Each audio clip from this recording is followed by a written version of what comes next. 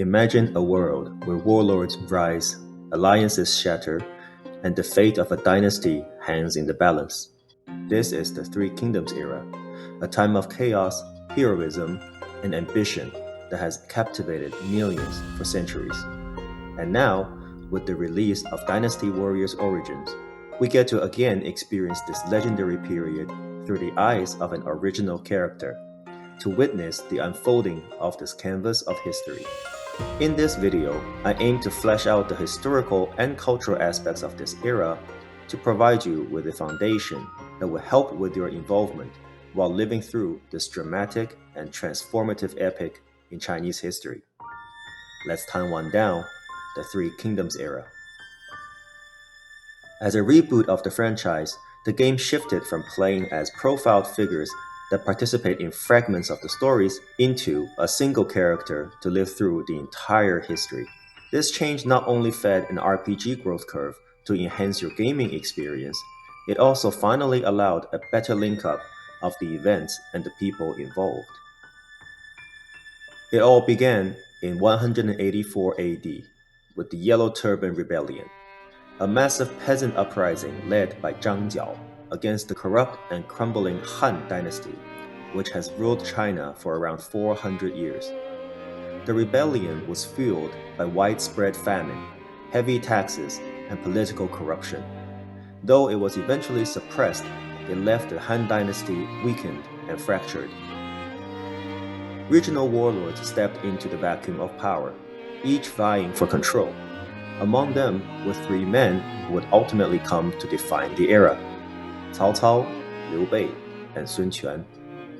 Let's start with Cao Cao, the ambitious and pragmatic ruler of Wei.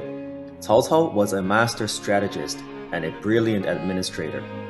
He rose to power by consolidating control over northern China, defeating rival warlords like Yuan Shao at the Battle of Guandu in 200 AD. Through the effects of literature, Cao Cao became commonly known as a ruthless and cunning figure. Historically, he was recorded as a wisdomous leader with a keen eye on talent. In the southwest, we have Liu Bei, the virtuous underdog and founder of Shu. Liu Bei self-claimed distant kinship to the Han Emperor, which gave his governance a sense of legitimacy. Known for this compassion and commitment to Confucian values, he usually puts the welfare of his people above his own ambitions. Liu Bei's rise to power was slow and filled with challenges, but he eventually established his kingdom with the help of his sworn brothers, Guan Yu and Zhang Fei, and his brilliant strategist, Zhuge Liang. Finally, in the southeast, there was the Sun family. Sun Jian, who was the same age as Cao Cao, was under the rule of Yuan Shu. Following his early death at the age of 36, his older son Sun Ce inherited the territory and established the Wu kingdom, only to meet his own death at 25 years old. Sun Quan, having to now lead at a young age of 18, quickly proved himself a capable leader. Unlike his warrior father and brother, he was a master diplomat, forming alliances to survive against stronger foes. Sun Quan's greatest moment came at the Battle of Red Cliffs, Chibi, in 208 AD, where he allied with Liu Bei to defeat Cao Cao's massive invasion. This battle marked the beginning of the Three Kingdoms era, as Wei, Shu, and Wu emerged as the dominant powers. Albeit the differences, their shared goal was Tianxia, all under heaven, a unified China under their rule.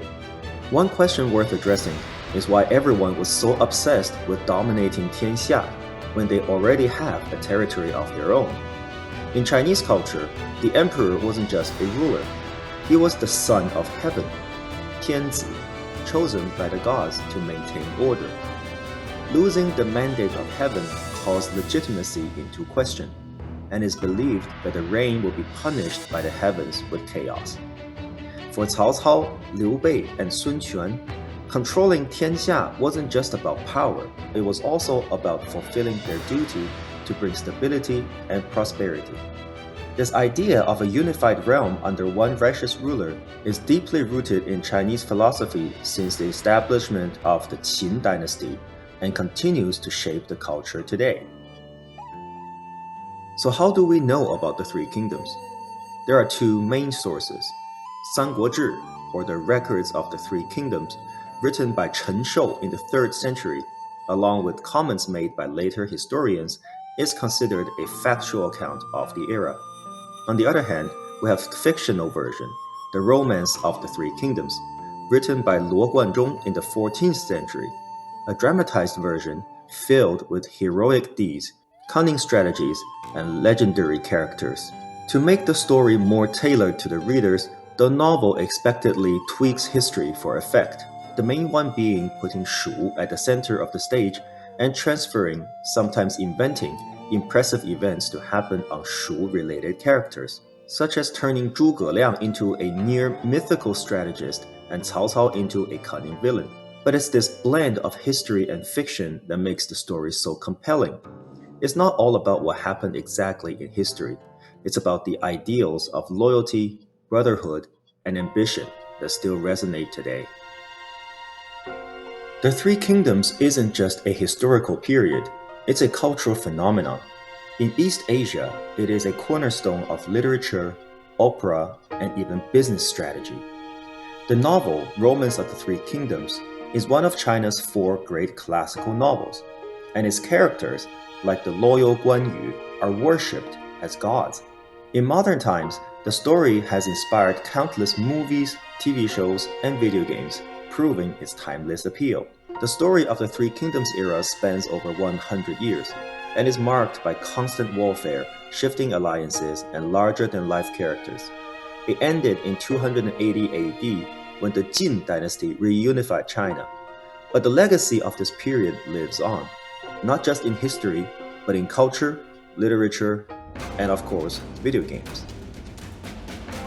On top of the Dynasty Warriors series, if you want to experience the Three Kingdoms for yourself, here are some great options.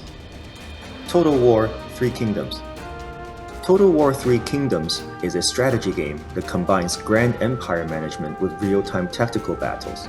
You can choose to play as one of the iconic warlords and build your kingdom through diplomacy, espionage, and warfare. The game is highly praised for its historical accuracy, stunning visuals, and deep strategic gameplay, making it a must-play for the fans of the era. Romance of the Three Kingdoms. The Romance of the Three Kingdoms series, known in Japan as Sangokushi, is a long-running turn-based strategy franchise. Starting in 1985, these games let you manage a kingdom, recruit legendary generals, and conquer China through careful planning and alliances. With over a dozen entries so far, the series is a cornerstone of Three Kingdoms gaming, offering a mix of historical depth and strategic complexity.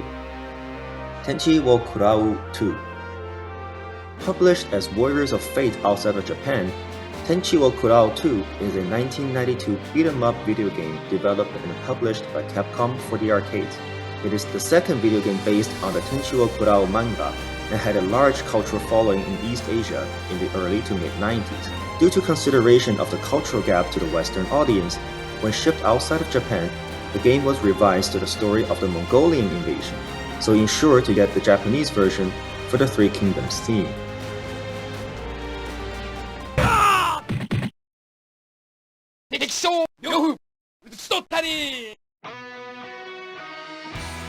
The Three Kingdoms era is more than just a chapter in history.